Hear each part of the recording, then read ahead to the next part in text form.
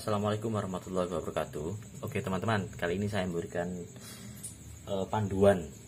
Jadi bagaimana cara menginstal ulang sebuah laptop yang sudah terkena virus. Jadi kita membersihkannya lebih mudah. Jadi di saat contoh ini sebuah laptop saya yang sudah terkena virus ransomware ya.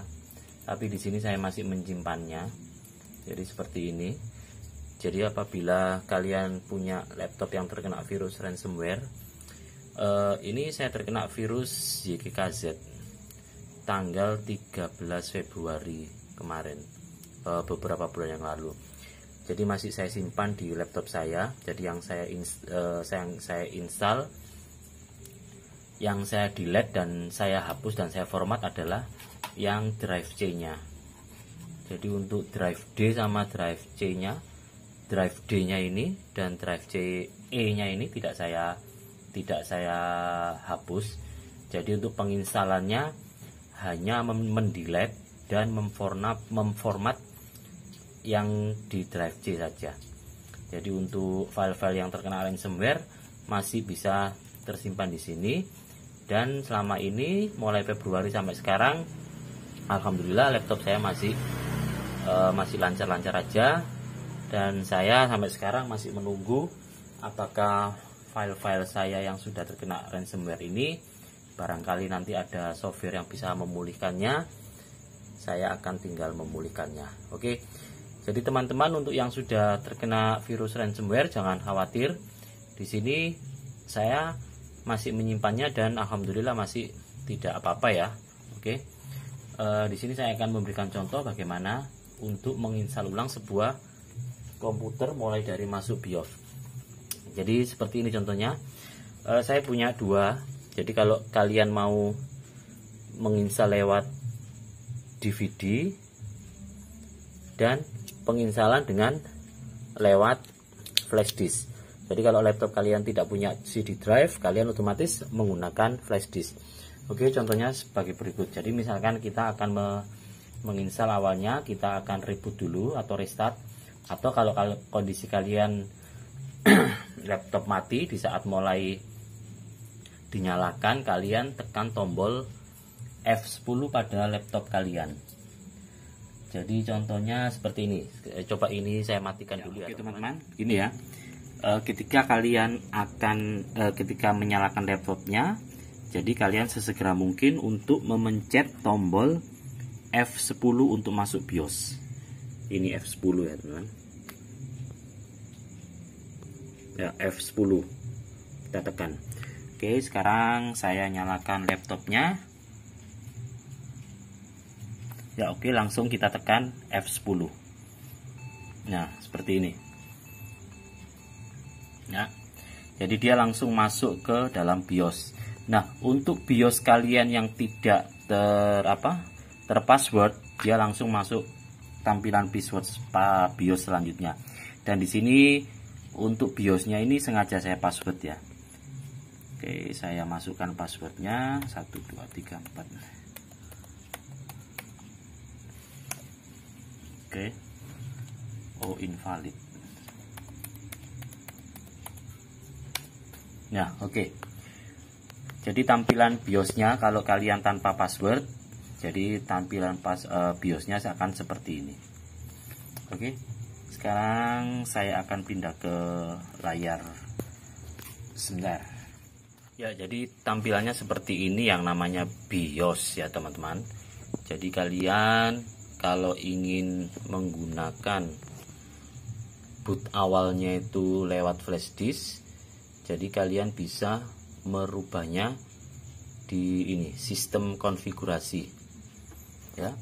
Ini sistem konfigurasi, kemudian kalian pilih yang boot option, kalian scroll ke bawah yang boot option ini, kemudian kita enter. Nah di sini kalian lihat, di sini saya akan menggunakan booting awalnya itu lewat internal CD. Jadi saya akan booting lewat CD drive. Jadi otomatis untuk legacy boot ordernya ini, yang pertama yang paling atas adalah kita tempatkan CD-ROM CD atau DVD-ROM drive. Kalau misalkan kalian ingin menginstalnya lewat flash disk ini, jadi urutan awalnya ini kalian harus merubah menjadi USB disket on key USB hard disk. Ya, seperti itu ya teman-teman. Ya. Jadi bagaimana cara merubahnya, misalkan USB disket saya lewat flash disk. Jadi USB disket ini harus di urutan pertama. Jadi di sini sebelah kanan ini ada caranya. Misalkan saya akan merubahnya ke flash disk. Jadi saya pindah ini ya melalui ini. Kalian lihat yang putih ini ya berubah ya. Nah, ini tempatkan di USB disket atau USB key ini, kemudian kalian tekan tombol F5 atau F6. Nah, di sini ada instruksinya. Up and down arrow key select a device. F5 dan F6 untuk menggerakkan device ke atas atau ke bawah atau ke atas, down or up. Jadi setelah kalian pilih ini, kalian tempatkan di sini, kemudian kalian tekan F5 atau F6. Nah, dia akan bergerak. Nah, ke bawah. Kita tempatkan ke atas. Saya tekan F6. Nah, kita tempatkan ke atas sendiri. Oke. Misalkan kita akan install booting awalnya itu memulainya dari CD drive. Kita pilih CD drive ya, internal CD atau DVD-ROM. Kemudian kita tekan F6.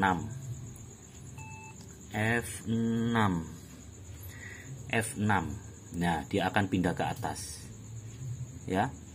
Dan di sini saya akan memberikan contoh untuk CD drive. Jadi booting lewat CD drive. Nah, oke. Nah, setelah itu untuk laptop kalian yang cuman hanya ada legacy boot saja, kalian contohnya seperti itu tadi. Nah, kalau ke laptop kalian seperti ini, ada legacy dan ada UEFI boot, kalian juga harus mengatur untuk yang ininya juga.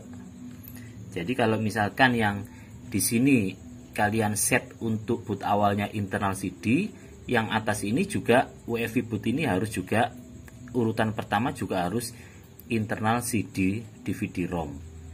Ya.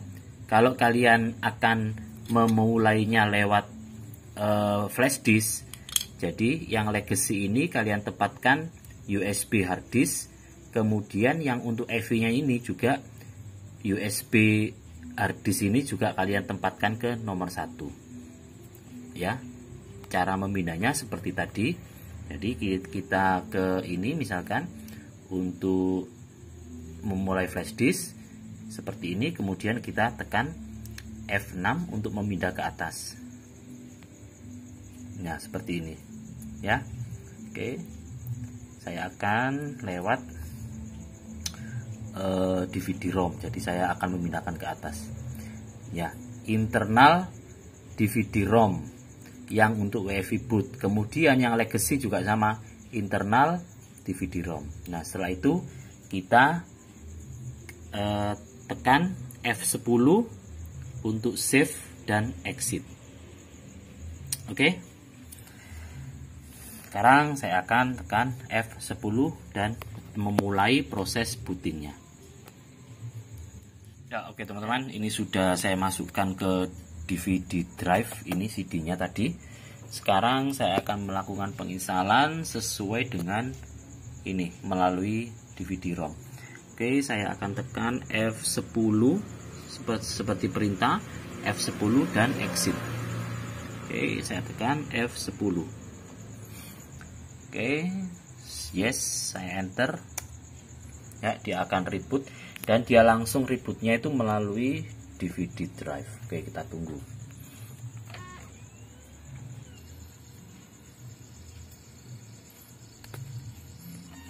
Ya, kita nggak usah tekan apa-apa selama proses ini. Ya, ini kalian lihat, press any key, kita langsung klik sembarang apa tombol ya, untuk memulai proses booting dari CD drive.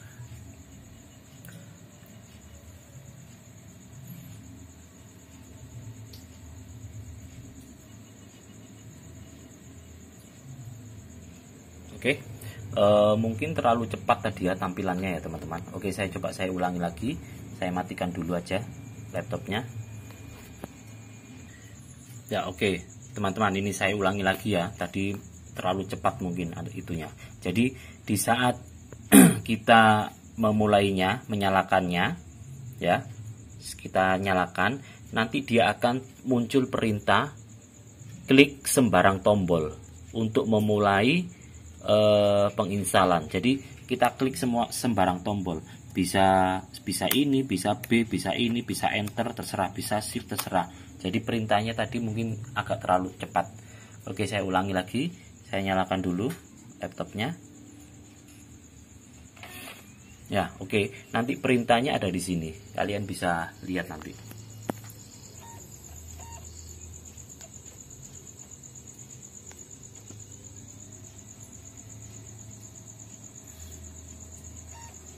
Nah, press any key to boot from CD or to, nah, dia langsung cepat hilang.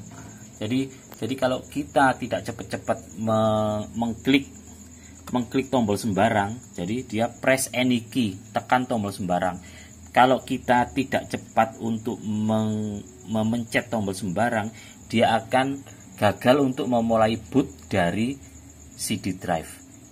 Jadi bootingnya akan kembali ke memulai ke booting ke Windows biasa. Nah, dia akan memulai Windowsnya. Jadi kita gagal untuk booting. Jadi dalam proses tadi kita harus cepat untuk mengklik sembarang tombol. Jadi mau ini terserah ya. Oke, saya ulangi lagi ya teman-teman. Oke, kita ulangi lagi. Saya matikan dulu laptopnya. Ya, oke teman-teman, saya akan nyalakan lagi ya. Jadi ingat ya, di saat muncul press any key, langsung kita tekan sembarang tombol. Oke, saya nyalakan.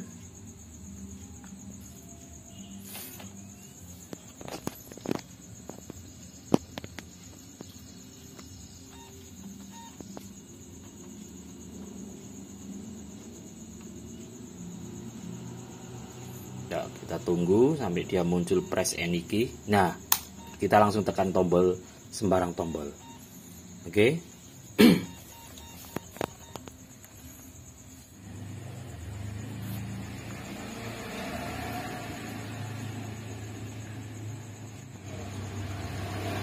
Ya, oke. Di sini saya menggunakan contoh untuk Windows 8. Ya, di sini sudah berhasil ya teman-teman.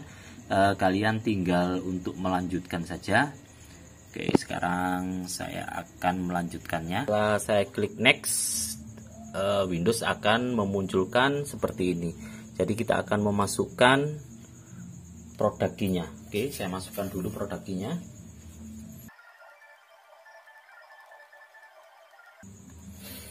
Oke, sudah saya masukkan produk key-nya, kemudian saya klik next.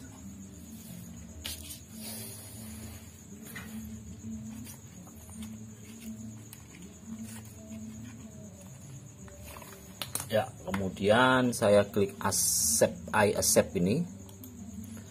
Saya klik next. Kemudian kalian pilih yang custom install Windows only ya. Jangan yang upgrade ini. Kita klik yang bawah ini. Nah, dia akan menuju tampilan seperti ini. Nah, kalian lihat di sini. Di sini ada beberapa partisi yang sebelumnya tidak nampak di Windows-nya. Nah, di saat kita install ulang ini, semua akan dinampakkan. Jadi yang perlu kalian lihat di sini, untuk yang drive D saya ini berada di lokal 8 maksud saya. Kemudian untuk yang drive E saya ini berada di lokal disk 9. Ini 172 GB, 146 GB. Nah, untuk yang drive C di mana? Ya, ini kalian perlu ingat juga sebelum kalian masuk sini tadi, kalian perlu catat berapa tadi kapasitas di drive C kalian. Nah, ini drive C saya ada di partisi 4 sebesar 144 GB. Ini adalah drive C saya. Kemudian untuk partisi yang lain, ini wajib kalian hapus ya. Pertama, jika kalian masa bodoh tentang file ransomware, kalian tidak akan pernah memulihkan lagi, dan kalian ingin menginstal semua partisi dan kembali seperti awal, kalian hapus semua partisi yang ada di sini. Jadi misalkan saya mau menghapus drive D, kita klik ini, kemudian langsung kita delete dulu atau klik format dulu sama saja. Kemudian untuk yang E juga gitu, sama, kita klik, kita delete atau langsung kita format juga sama saja. Kemudian untuk semuanya ini sama, kita format dan juga kita delete. Nah, semuanya setelah kita format dan kita delete, baru kita membuat new partisi lagi. Kita bagi lagi drive C, untuk drive C berapa giga, kemudian untuk yang drive D berapa giga, kalian bagi sendiri dengan menekan new ini ya. Nah, tetapi untuk kalian yang tidak ingin atau masih menyimpan file-file yang terkena ransomware seperti laptop saya tadi ini, jadi kalian membiarkan untuk drive D-nya. Oke, drive D saya biarkan aja. Kemudian drive E, oke, saya biarkan aja. Nah, ini partisi yang lain ini wajib kalian hapus ya. Contohnya seperti ini. Oke, saya akan membiarkan drive D dan drive E saya.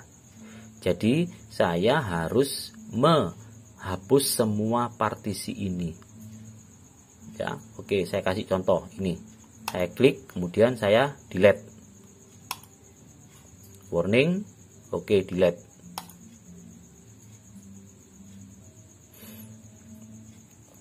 Ya, dia sudah unlocated. Kemudian yang lagi 100 ini saya delete juga.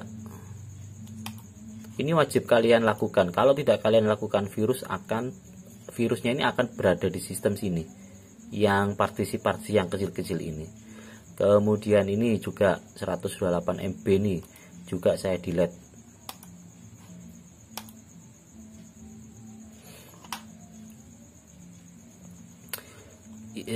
Kemudian ini drive untuk 4 ini juga saya delete.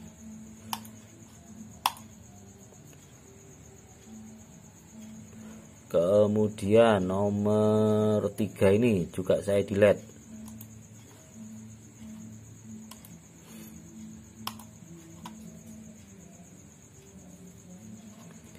Kemudian yang ini 2, ini saya delete juga.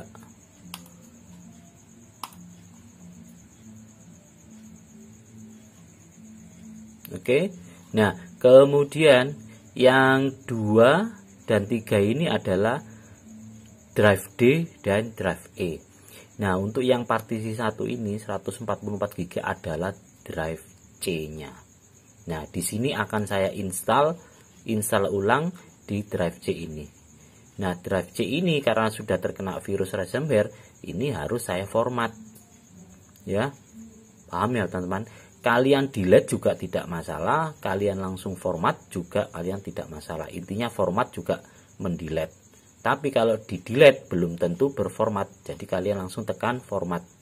Ini drive C saya format langsung. Oke.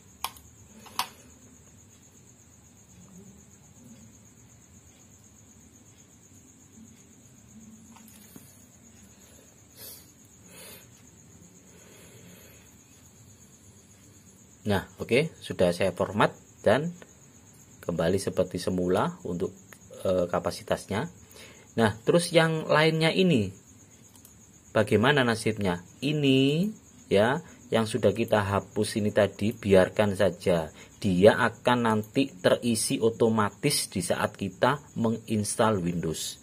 Jadi di saat proses install Windows, partisi yang muncul 1, 2, 3, 4, 5, 6, 7 tadi, dia akan otomatis terbentuk di saat kita menginstal ulang, di saat kita melakukan proses install ulang. Ya, paham ya teman-teman? Oke, sekarang saya akan menginstal Windows-nya di drive C. Ini drive C, kita klik di sini. Ya. Kemudian kita klik next.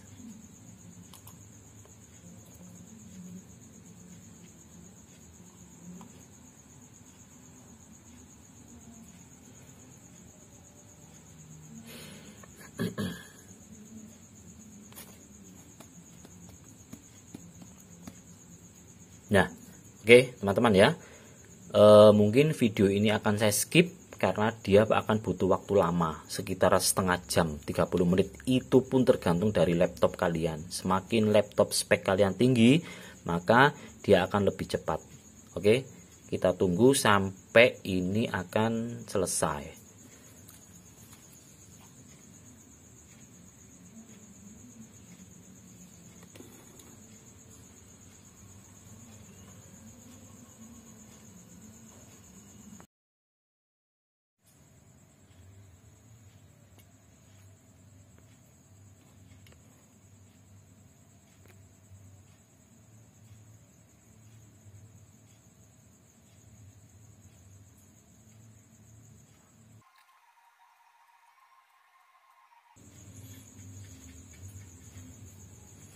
Ya, ini akan restart ya teman-teman.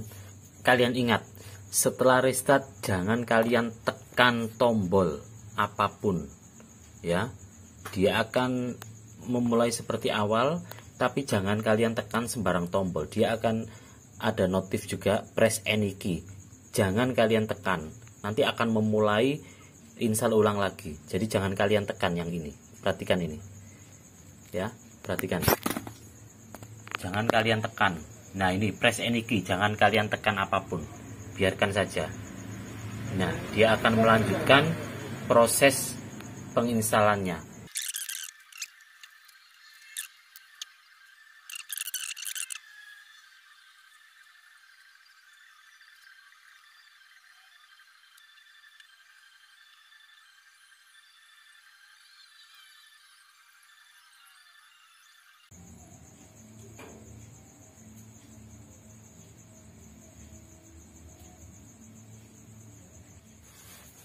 Ya, oke teman-teman, sudah masuk menu ini, kemudian kita klik next.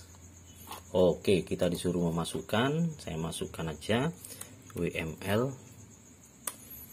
Oke, kita klik next.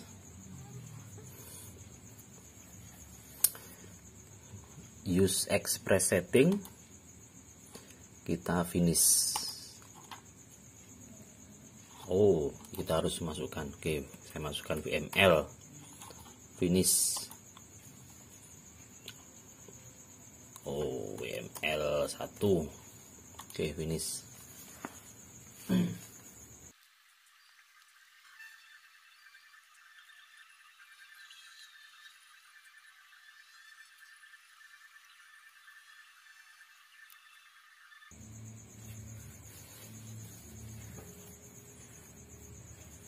Ya, oke, sudah selesai penginstalannya.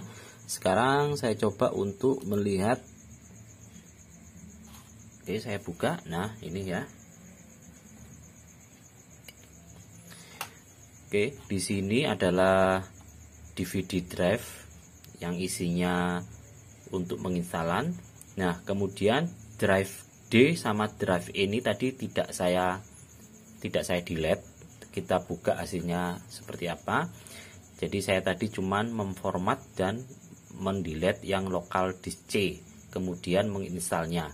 Nah, di sini kalian bisa lihat untuk yang partisi yang 1 2 3 4 5 6 7 tadi yang nampak tadi tidak nampak di sini. Tapi dia otomatis terinstall sistem secara otomatis saat kita penginstalan ulang. Nah, sekarang saya coba buka ini. Nah, ini file-file saya masih tetap ya, teman-teman. Kalian bisa lihat ya. Saya coba buka ini. Nah, di sini file-file saya yang terkena ransomware YGKZ ini masih tersimpan di sini.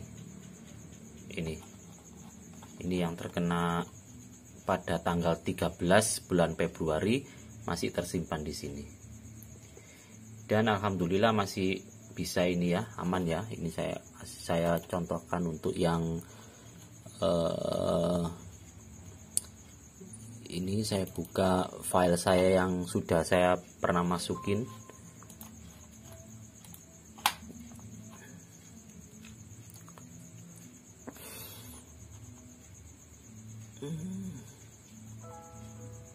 Nah, ini masih bisa di itu ya. Kemudian saya berikan contoh lagi yang sebentar. Jadi pada intinya untuk ini masih di drive A juga masih ada file yang terkena ransomware, ini masih saya simpan di sini ya teman-teman.